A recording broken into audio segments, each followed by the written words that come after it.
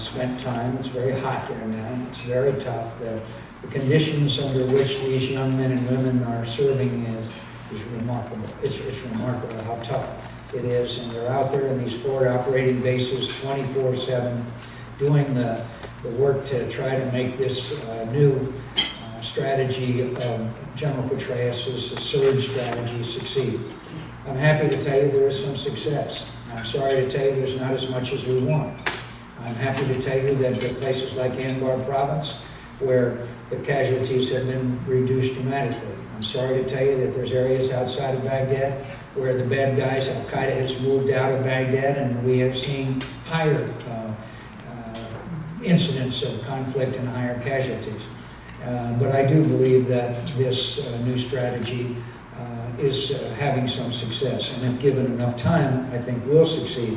The bad news is that the Iraqi government is not governing effectively. The Iraqi government has got to pass laws on oil, revenue sharing, on debathification.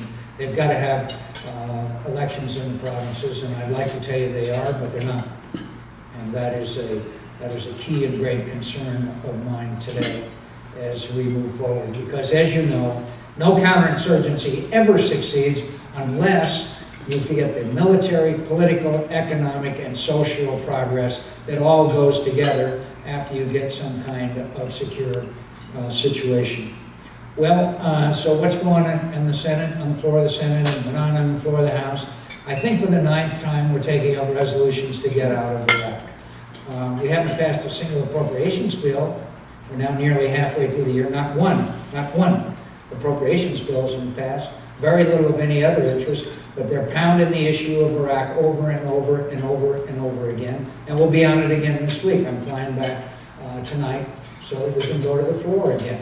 Well, my friends, the majority leader of the United States Senate has said the war is lost. If the war is lost, who won? Al-Qaeda? Did Al-Qaeda win? That's interesting. It's very interesting to the men and women who are serving, 160,000 of them, that they've lost the war. We had a vote on whether we were going to withdraw or not, and we prevailed over time that we would not set a date for withdrawal, although it would come up again and again. And we had a vote then to fund. After we made it clear that we were not going to withdraw immediately, to fund, and unbelievably, United States senators voted not to fund the men and women who are serving. Now, how do the men and women in the military feel about this? I don't think they're particularly happy about it, but their morale is not dramatically affected. I'll tell you that, because they're brave and well-disciplined, and they're wonderful young men and women. And when they're given a mission, they go out and do it. And of course the losses have been tragic. Of course it's been difficult. And of course the sacrifice has been enormous. And the mismanagement of this war for the first 3 years or so is a disgrace and will go down as a disgrace in the history of this nation.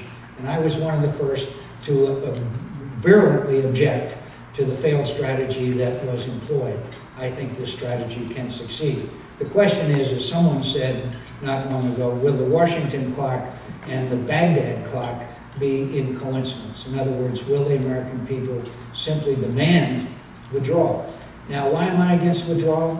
My friends, the same reason why date for withdrawal, Henry Kissinger, Brent Scowcroft, General Zinni, I'll give you a long list of names. Setting a date for withdrawal will mean genocide and catastrophe. Now, what happens? Well, a number of scenarios. One of them is that you'll have an incredible bloodletting in Baghdad itself. There's 2 million Sunni and 4 million Shia. We are supposed to withdraw to enclaves outside of Baghdad and watch it happen. We regret to this day that we didn't stop the genocide in Rwanda.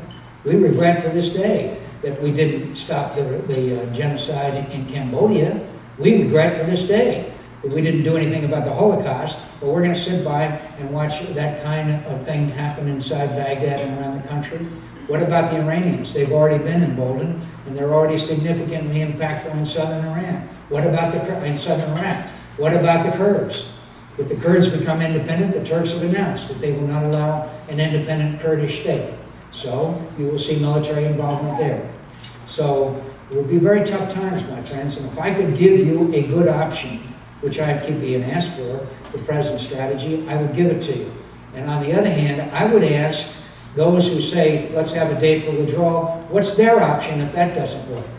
I think that would be a balanced kind of a discussion to have. I'm fully aware that the American people are. I was asked by one of the senators from California on the floor the other day, don't I read the polls? Don't I know that the majority of the American people want us out of Iraq? Sure I do. My response to her is, but I don't adopt my positions because of polls.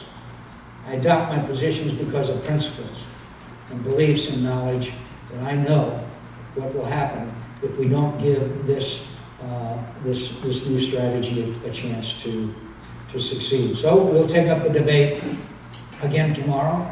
Major publications such as the New York Times editorially have decided it's time to get out, and on Sunday they had some quotes from some members of the military who are against the conflict in Iraq. I'm sorry they missed the 4th of July in Iraq, in Baghdad, when Senator Lindsey Graham and I were there to witness the re-enlistment of 688 brave young Americans who decided to re-enlist there in Iraq so that they could continue to serve. I'm sorry that they missed the 128 young Americans who served in the military and have a green card, and so they can get their citizenship sooner. 2 of them, by the way, that were supposed to be at that ceremony had been killed in the previous few days. So I can finally end up by telling you that the men and women who are serving in the military are the very best of America. And I've been proud to know members of the greatest generation. I've revered them. I've loved my comrades that fought in the Vietnam War and in other wars. This group of young Americans is the best trained, the most professional, and the bravest that this nation has ever had. And no matter how you feel about the conflict in Iraq, I know that you still support them, unlike another war. And the next time you run into one of them in uniform, just go over and say, thanks for serving. I thank you, and I appreciate the chance of being with you, Tony.